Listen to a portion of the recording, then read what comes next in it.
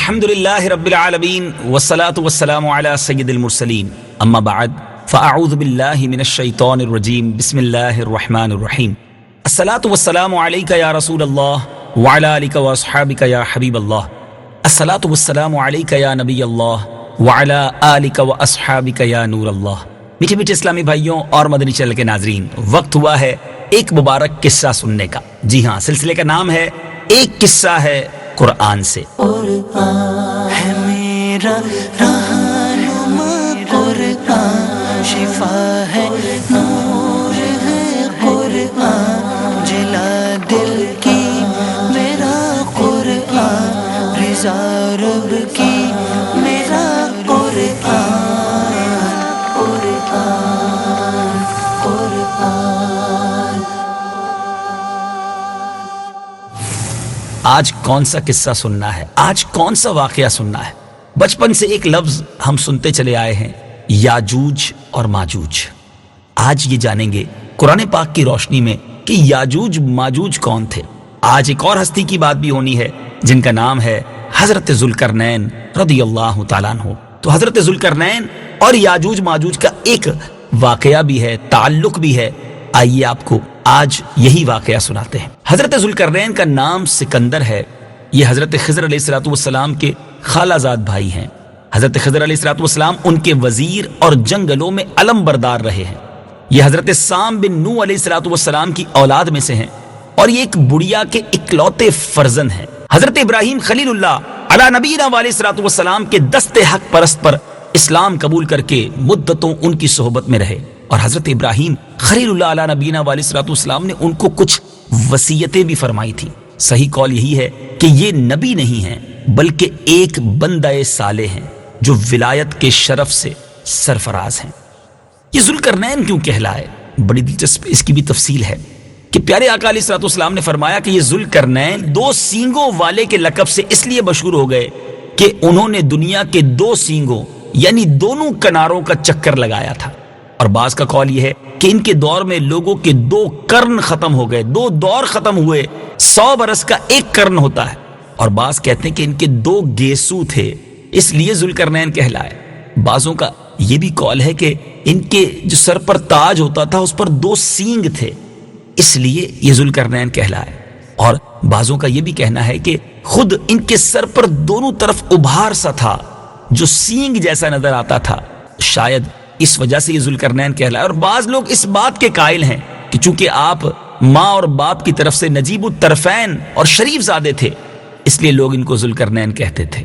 بڑی عظیم شخصیت ہیں، اللہ تعالیٰ نے ان کو تمام روئے زمین کی بادشاہی عطا فرمائی۔ جی ہاں، پوری دنیا پر ان کو بادشاہی ملی۔ یوں کہا جا سکتا ہے کہ پوری دنیا کا ایک چکر لگایا، مشرق سے لے کر مغرب تک دونوں دنیا کے کونوں کو انہوں نے وزٹ کیا، انہوں نے سفر اختیار کیا۔ دنیا میں کل 4 بادشاہ ایسے ہوئے ہیں مدنی چینل کے ناظرین جن کو پوری دنیا کی پوری بادشاہی ملی ہے۔ چلیں آج یہ بھی معلومات میں اضافہ ہو رہا ہے، ان میں سے 2 مومنین تھے اور 2 غیر مسلم تھے۔ مومن حضرت سلیمان علیہ نبینا علیہ السلام اور حضرت ذوالقرنین رضی اللہ تعالیٰ عنہ، اور کافر ایک بخت نصر اور دوسرا نمرود ہے۔ اور تمام روئے زمین کے ایک 5ویں بادشاہ اس امت میں ہونے والے ہیں جن کا اسم گرامی حضرت امام مہدی رضی اللہ تعالیٰ عنہ۔ سبحان اللہ۔ حضرت ذوالقرنین نے 3 سفر کیے اور ان 3 سفروں کا حال قرآن میں بیان ہوا ہے۔ جی ہاں، کیسی عظیم شخصیت ہیں کہ جن کے سفروں کے احوال قرآن میں بیان ہوئے۔ آئیے قرآن مجید سے ان تینوں اسفار کے، ان تینوں سفروں کے احوال سنتے ہیں۔ پہلا سفر، حضرت ذوالقرنین رضی اللہ تعالیٰ عنہ نے پرانی کتابوں میں پڑھا تھا کہ سام بن نوح علیہ السلام کے دور میں ایک شخص آب حیات کے چشمے سے پانی پی لے گا تو اس کو موت نہ آئے گی۔ اس لیے حضرت ذوالقرنین نے مغرب کا سفر کیا۔ آپ کے ساتھ حضرت خضر علیہ السلام بھی تھے۔ وہ تو یعنی حضرت خضر علیہ السلام تو آب حیات کے چشمے پر پہنچ گئے اور اس کا پانی بھی پی لیا، مگر حضرت ذوالقرنین کے مقدر میں نہیں تھا اور وہ آب حیات کے چشمے سے پانی پینے سے محروم ہو گئے۔ اس سفر میں آپ جانب مغرب روانہ ہوئے تو جہاں تک آبادی کا نام و نشان ہے وہ ساری منزلیں طے کر کے آپ ایک ایسے مقام پر پہنچے کہ انہیں سورج غروب کے وقت ایسا نظر آیا کہ ایک سیاہ چشمے میں ڈوب رہا ہے، جیسا کہ سمندری سفر کرنے والوں کو آفتاب سمندر کے پانی میں ڈوبتا ہوا نظر آتا ہے۔ وہاں ان کو ایک ایسی قوم ملی جو جانوروں کی کھال پہنے ہوئے تھی، اس کے سوا کوئی دوسرا لباس ان کے بدن پر نہیں تھا، اور دریائی مردہ جانوروں کے سوا ان کی غذا کا کوئی دوسرا سامان نہ تھا۔ یہ قوم ناسک کہلاتی تھی۔ حضرت ذوالقرنین نے دیکھا کہ ان کے لشکر بے شمار ہیں اور یہ لوگ بہت ہی طاقتور اور جنگجو ہیں، تو حضرت ذوالقرنین نے ان لوگوں کی گرد اپنی فوجوں کا گھیرا ڈال کر ان لوگوں کو بے بس کر دیا۔ چنانچہ کچھ تو مشرف با ایمان ہو گئے اور کچھ آپ کی فوجوں کے ہاتھوں مقتول ہو گئے۔ دوسرا سفر، پھر آپ نے مشرق کا سفر اختیار کیا، ویسٹ کے بعد آپ نے ایسٹ کا، مغرب کے بعد آپ نے مشرق کا رخ اختیار کیا، یہاں تک کہ جب سورج طلوع ہونے کی جگہ پہنچے تو یہ دیکھا کہ وہاں ایک ایسی قوم ہے جن کے پاس کوئی عمارت اور مکانات نہیں ہے۔ ان لوگوں کا یہ حال ہے کہ سورج طلوع ہونے کے وقت یہ لوگ زمین کے غاروں میں چھپ جاتے اور سورج ڈھل جانے کے بعد غاروں سے نکل کر اپنی روزی کی تلاش میں نکل پڑتے۔ یہ لوگ قوم منسک کہلاتے تھے۔ حضرت ذوالقرنین نے ان لوگوں کے مقابلے میں بھی لشکر آرائی کی، اور جو لوگ ایمان لائے ان کے ساتھ بہترین سلوک کیا، اور جو اپنے کفر پر اڑے رہے انہیں تباہ و برباد کر دیا۔ اب باری ہے تیسرے سفر کی۔ پھر آپ نے شمال کی طرف سفر کیا، یہاں تک کہ دو پہاڑوں کے درمیان میں پہنچے تو وہاں کی آبادی کی عجیب و غریب زبان تھی۔ جن لوگوں کے ساتھ اشاروں سے بمشکل بات کی جا سکتی تھی، ان لوگوں نے حضرت ذوالقرنین سے یاجوج ماجوج کے مظالم کی شکایت کی اور آپ کی مدد کے طالب ہوئے۔ اب یاجوج ماجوج کون تھے؟ مدنی چینل کے ناظرین ذرا غور سے سنیے۔ یہ یافس بن نوح علیہ السلام کی اولاد میں سے ایک فسادی گروہ ہے، اور ان لوگوں کی تعداد بہت ہی زیادہ ہے۔ یہ لوگ بلا کے جنگجو، خونخوار، بالکل ہی وحشی اور جنگلی ہیں، جو بالکل جانوروں کی طرح رہتے ہیں۔ موسم ربیع میں یعنی بہار کے موسم میں یہ لوگ اپنے غاروں سے نکل کر تمام کھیتیاں اور سبزیاں کھا جاتے تھے اور خشک چیزوں کو لاد کر لے جاتے تھے۔ آدمیوں اور جنگلی جانوروں، یہاں تک کہ سانپوں، بچھوؤں، گرگٹ اور چھوٹے بڑے جانور کھا جاتے تھے۔ حضرت ذوالقرنین سے وہاں کے لوگوں نے فریاد کی کہ آپ ہمیں یاجوج ماجوج کے شر اور ان کی ایذا رسانیوں سے، ان کی ان تکلیفوں سے ہمیں نجات دلائیے، اور اس کام کے عوض انہوں نے کچھ مال کی بھی پیشکش کی۔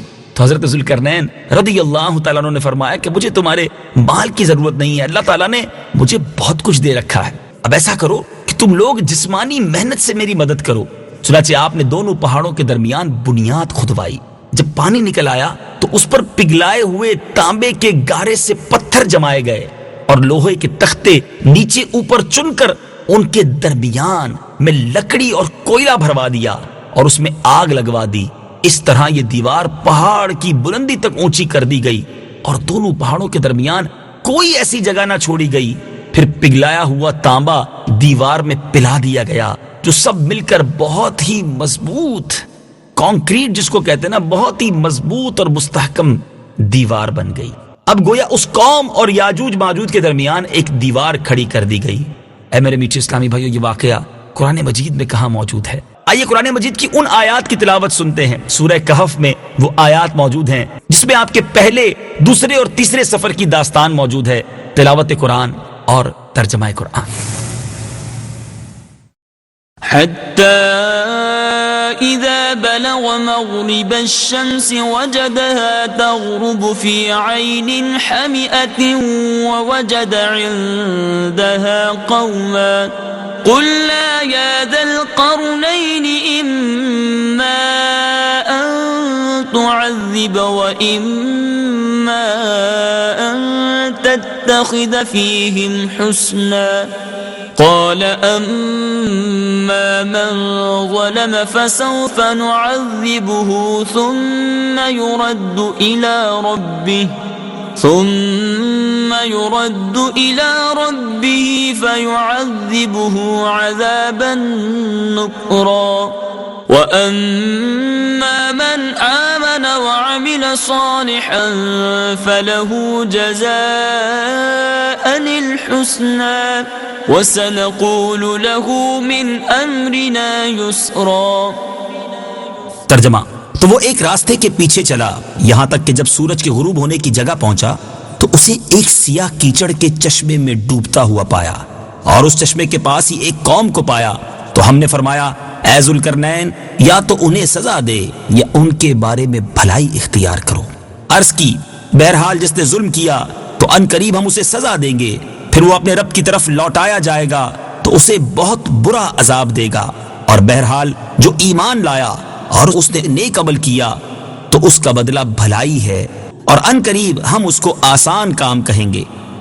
ثم أتبع سببا حتى إذا بلغ مطلع الشمس وجدها تطلع على قوم لم نجعل لهم من دونها سترا كذلك وقد أحطنا بما لديه خبرا۔ ترجمہ: پھر وہ ایک راستے کے پیچھے چلا یہاں تک کہ جب سورج طلوع ہونے کی جگہ پہنچا تو اسے ایک ایسی قوم پر طلوع ہوتا ہوا پایا جن کے لیے ہم نے سورج سے کوئی آڑ نہیں رکھی تھی۔ بات اسی طرح ہے، اور جو کچھ اس کے پاس تھا سب کو ہمارا علم محیط ہے۔ ثم أتبع سببا حتى إذا بلغ بين السدين وجد من دونهما قوما لا يكادون يفقهون قولا قالوا يا ذا القرنين إن يأجوج ومأجوج مفسدون في الأرض فهل نجعل لك خرجا على أن تجعل بيننا وبينهم سدا۔ ترجمہ: پھر وہ ایک اور راستے سے پیچھے چلا یہاں تک کہ جب دو پہاڑوں کے درمیان پہنچا تو اس نے ان پہاڑوں کے آگے ایسی قوم کو پایا جو کوئی بات سمجھتے معلوم نہ ہوتے تھے۔ انہوں نے کہا، اے ذوالقرنین، بے شک یاجوج اور ماجوج زمین میں فساد بچانے والے لوگ ہیں، تو کیا ہم آپ کے لیے کچھ مال مقرر کر دیں اس بات پر کہ آپ ہمارے اور ان کے درمیان ایک دیوار بنا دیں؟ قال ما مكنني فيه ربي خير فأعينوني بقوة أجعل بينكم وبينهم ردما آتوني زبر الحديد حتى إذا ساوى بين الصدفين قال انفخوا حتى إذا جعله نارا قال آتوني أفرغ عليه قطرا۔ ترجمہ: ذوالقرنین نے کہا، جس چیز پر مجھے میرے رب نے قابو دیا ہے وہ بہتر ہے، تو تم میری مدد قوت کے ساتھ کرو، میں تمہارے اور ان کے درمیان ایک مضبوط رکاوٹ بنا دوں گا۔ میرے پاس لوہے کے ٹکڑے لاؤ یہاں تک کہ جب وہ دیوار دونوں پہاڑوں کے کناروں کے درمیان برابر کر دی تو ذوالقرنین نے کہا، آگ دہکاؤ یہاں تک کہ جب اس لوہے کو آگ کر دیا تو کہا، مجھے دو تاکہ میں اس گرم لوہے پر پگھلایا ہوا تانبا انڈیل دوں۔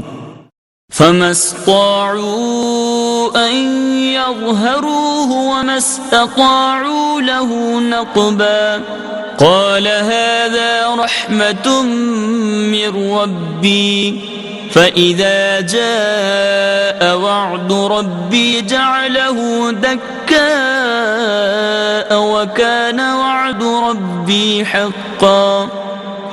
ترجمہ: تو یاجوج و ماجوج اس پر نہ چڑھ سکے اور نہ اس میں سوراخ کر سکے۔ ذوالقرنین نے کہا، یہ میرے رب کی رحمت ہے، پھر جب میرے رب کا وعدہ آئے گا تو اسے پاش پاش کر دے گا، اور میرے رب کا وعدہ سچا ہے۔ میٹھے میٹھے اسلامی بھائیوں، کیا آپ کو معلوم ہے کہ وہ دیوار آج بھی قائم ہے؟ یاجوج ماجوج جس قوم کا ہم تذکرہ سن رہے ہیں وہ خطرناک قوم آج بھی موجود ہے۔ جی ہاں، ہزاروں سال اس واقعے کو گزر چکے ہیں، یہ دیوار بھی موجود ہے اور یاجوج و ماجوج بھی موجود ہیں۔ یہ دیوار کب ٹوٹے گی؟ ذرا سنیے، حدیث پاک میں آتا ہے کہ یاجوج و ماجوج روزانہ اس دیوار کو توڑتے ہیں، اور دن بھر جب محنت کرتے کرتے اس کو توڑنے کے قریب ہو جاتے ہیں تو ان میں سے کوئی کہتا ہے، اب چلو باقی کل کو توڑیں گے۔ دوسرے دن جب وہ لوگ آتے ہیں تو خدا کے حکم سے وہ دیوار پہلے سے بھی زیادہ مضبوط ہو جاتی ہے۔ اب اس دیوار کے ٹوٹنے کا جب وقت آئے گا، قیامت سے پہلے جب وہ وقت آئے گا تو ان میں سے کوئی کہے گا، اب چلو انشاءاللہ کل اس دیوار کو توڑ ڈالیں گے۔ ان لوگوں کے انشاءاللہ کہنے کی برکت سے اور اس کلمے کا یہ ثمرہ ہوگا کہ دوسرے دن دیوار ٹوٹ جائے گی۔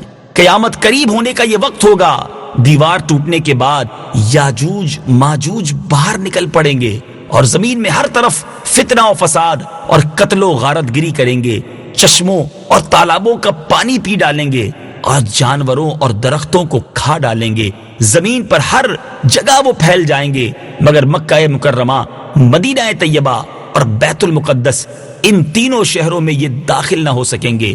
پھر حضرت عیسیٰ علیہ السلام کی دعا سے ان لوگوں کی گردنوں میں کیڑے پیدا ہو جائیں گے اور یہ سب کے سب ہلاک ہو جائیں گے۔ قرآن کریم اس واقعے پر ہماری کیا رہنمائی کرتا ہے، آئیے سنتے ہیں۔ حتى إذا فتحت يأجوج ومأجوج وهم من كل حدب ينسلون۔ ترجمہ، یہاں تک کہ جب یاجوج اور ماجوج کو کھول دیا جائے اور ہر وہ بلندی سے تیزی سے اترتے ہوئے آئیں گے۔ میٹھے میٹھے اسلامی بھائیوں، ہے نا عجیب و غریب واقعہ؟ اللہ تعالی ہم سب کو یاجوج و ماجوج کے فتنوں سے محفوظ فرمائے، ہم سب کے ایمانوں کی حفاظت فرمائے۔ لیکن دو باتیں اس واقعے سے سیکھنے کو مل رہی ہیں کہ قرآن مجید میں کیسی کیسی تاریخی باتیں ہیں۔ ہمیں قرآن کے واقعات پڑھنے کا وقت نہیں ہے۔ اگر قرآن پڑھیں، اس کی تفسیر پڑھیں تو نہ جانے کتنا سارا علم ہم حاصل کر سکتے ہیں۔ دنیا کی بہت ساری باتیں ہمیں معلوم ہیں، مگر اسلامک ہسٹری اور اسلامی واقعات ہمیں نہیں معلوم۔ آئیے نیت کرتے ہیں، قرآن پڑھیں گے بھی اور اس کو سمجھنے کی بھی کوشش کریں گے۔ الحمدللہ مکتبۃ المدینہ نے ہمارے لیے ایک بہت خوبصورت تحفہ صراط الجنان تفسیر قرآن کا عطا کیا ہے۔ آپ اسکرین پر بھی صراط الجنان کا ٹائٹل دیکھ رہے ہوں گے۔ یہ بہت شاندار تفسیر قرآن ہے اور بڑے آسان الفاظ میں موجود ہے۔ مکتبۃ المدینہ سے اسے حاصل کیجئے۔ آپ چاہیں تو اسے dawat-islami.net سے ڈاؤن لوڈ بھی کر سکتے ہیں۔ یاجوج و ماجوج کا یہ کہنا کہ انشاءاللہ کل آ کر دیوار توڑیں گے تو انشاءاللہ کی برکت سے وہ دیوار بھی ٹوٹ جائے گی۔ اے میرے میٹھے اسلامی بھائیوں، ذرا غور کیجئے، انشاءاللہ جو ہے وہ کاموں کو پورا کروا دیتا ہے۔ بعض اوقات ہم کہتے ہیں میں کل آ جاؤں گا، میں شام 5 بجے پہنچ جاؤں گا، میں پرسوں یہ کام ضرور کر دوں گا۔ اگر اس کے ساتھ انشاءاللہ بھی شامل کر لیں تو انشاءاللہ خیریت سے پہنچ جائیں گے، خیریت سے کام پورا ہو جائے گا۔ اللہ کے نام کی برکت سے ہمارے کام میں آنے والی رکاوٹ جو ہے وہ دور ہو جائے گی۔ اللہ کرے دل میں اتر جائے میری بات۔ مدنی چینل دیکھتے رہیے، اسی طرح ایک قصہ ہے قرآن سے سلسلہ لے کر ہم حاضر ہوا کریں گے، اور آپ انشاءاللہ قرآن پاک کے ان قصوں کو نہ صرف خود سنیے بلکہ اس کی ویڈیو آڈیو کلپ حاصل کر کے اپنے دوست احباب کو، اپنے رشتہ داروں کو، دیگر اسلامی بھائیوں کو بھی فارورڈ کیجئے اور اس کی نیکیاں کمائیے۔ اللہ تعالیٰ مجھے بھی اور آپ کو بھی قرآن پاک سے سچی محبت عطا فرمائے اور قرآن پاک کے نور سے ہم سب کے دلوں کو منور فرمائے۔ صلو علی الحبیب صلی اللہ تعالی علی محمد صلی اللہ علیہ وسلم۔